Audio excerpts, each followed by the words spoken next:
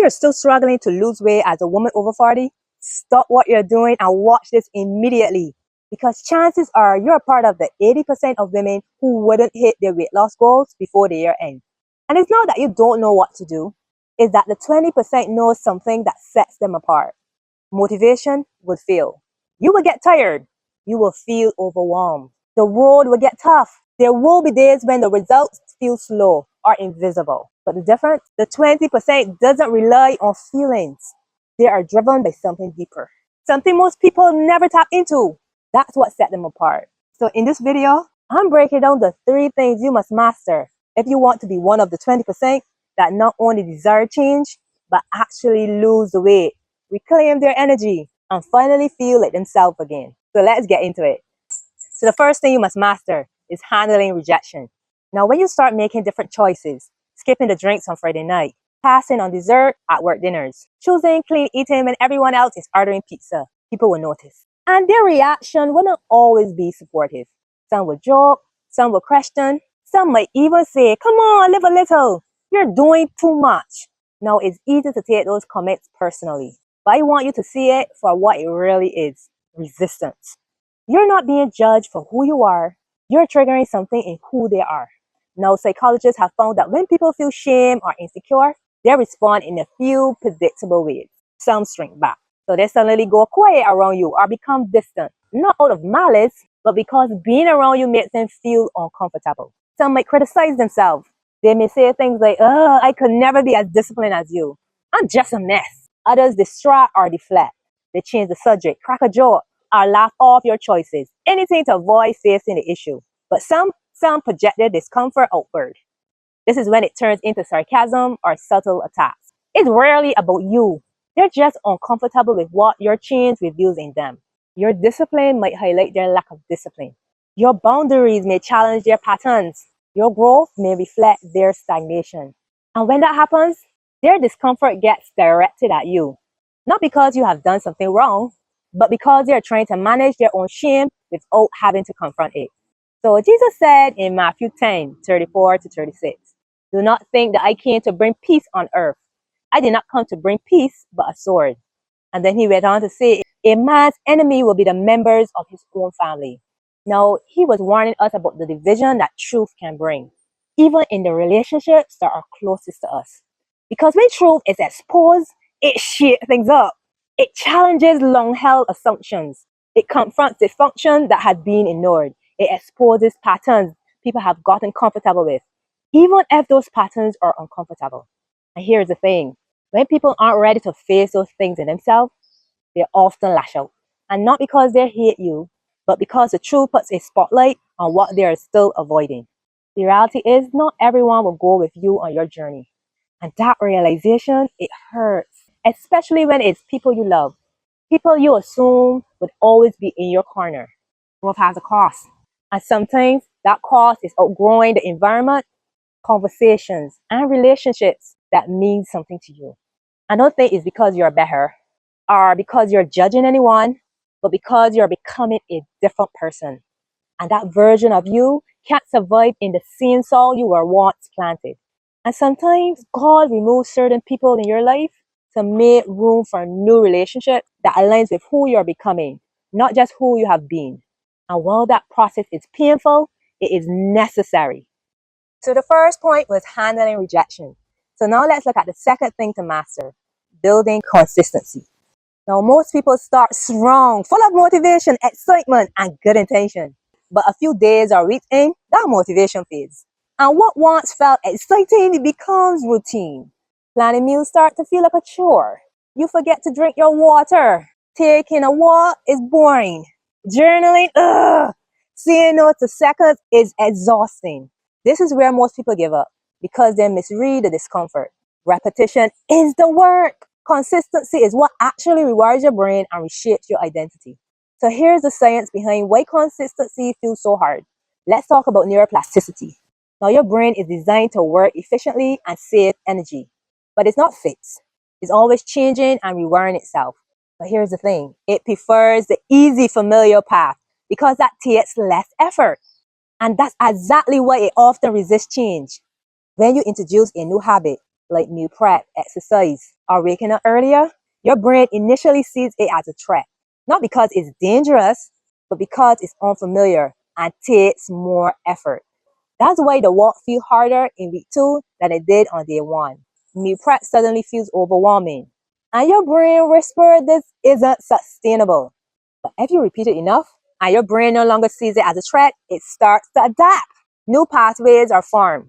And what once felt difficult becomes automatic.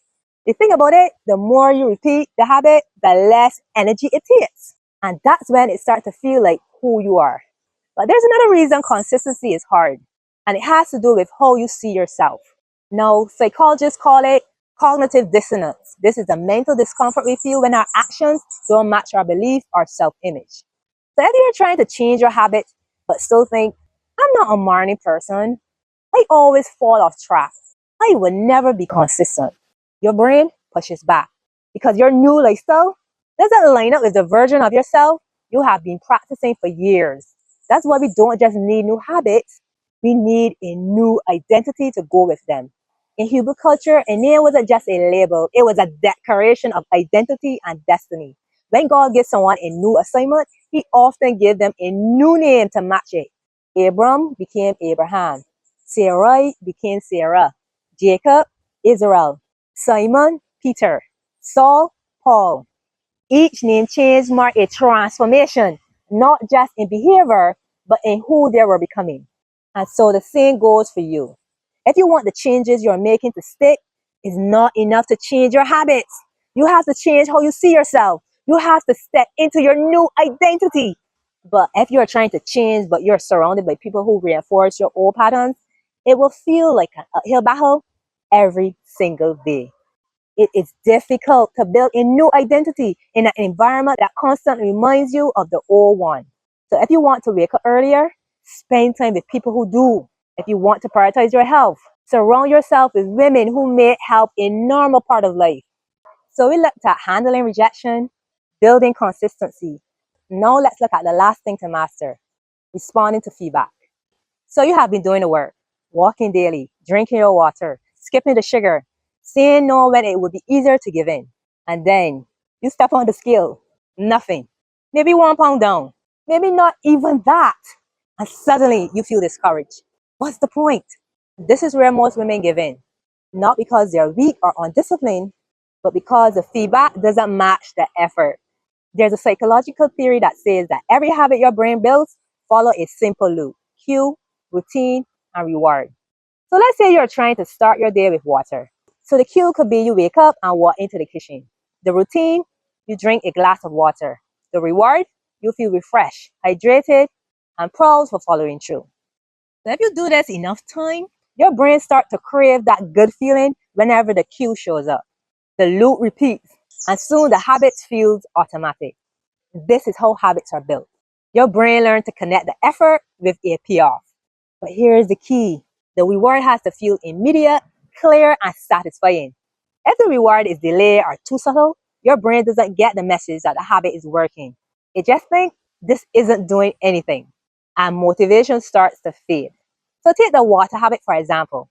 Yes, you're getting benefits, hydration, energy, digestion support, but these benefits are often mild or invisible at first.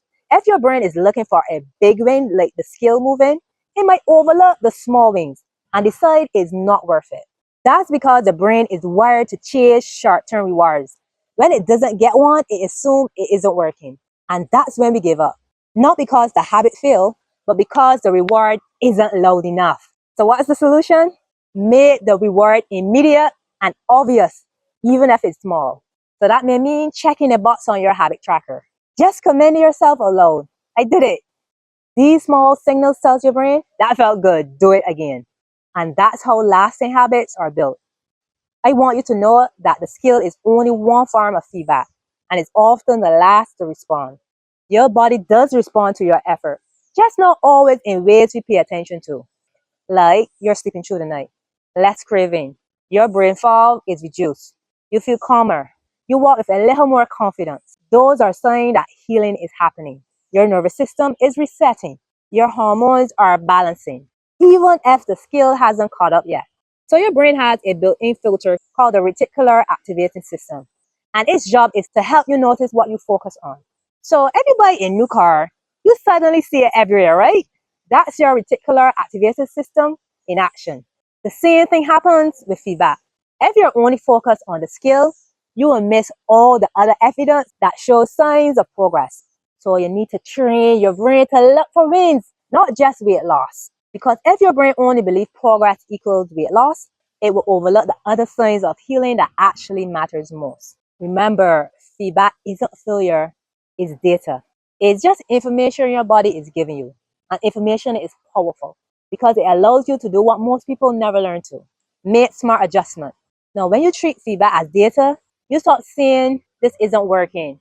It must be the problem. I start asking, what is this trying to tell me? So, for example, you might start eating more raw vegetables and then feel bloated. Now, that doesn't mean vegetables aren't for you. It might just mean your body isn't used to raw vegetables yet, and you may need to gently steam them first. It also helps you to recognize patterns over time. For example, you realize that every time you sleep less than 6 hours, your cravings increase the next day. Now, that's a pattern worth noticing, and it gives you the insight to improve consistency. Oh, more restriction. Data reveals patterns, and patterns reveal solutions. The next thing data allows you to do is to stay curious.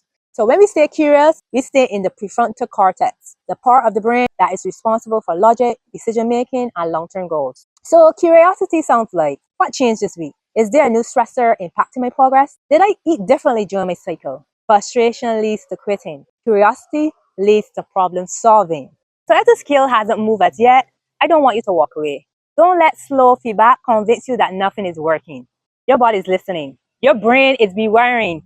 Your identity is shifting. This journey isn't just about losing weight.